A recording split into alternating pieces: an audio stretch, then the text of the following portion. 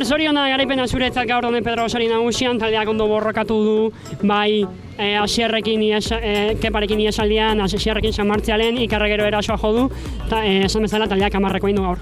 Bai, egia esan bai, hasieratik ekipo guzti oso atento onda, eta sartu dugu iesaldin bi pertsona, eta bueno, hortik aurrera ja karrera gure alde junda, eta San Martzial arte egia esan nahiko lase junda, eta gero San Martzialetik aurrera ja Asierrek atakatu, talde bat dein da, eta gero Olaberri gotzen hasi aurretik beste taldetxoa junga, eta bukaeran jodedor goiti bera, eta ametaino iristea lortuet.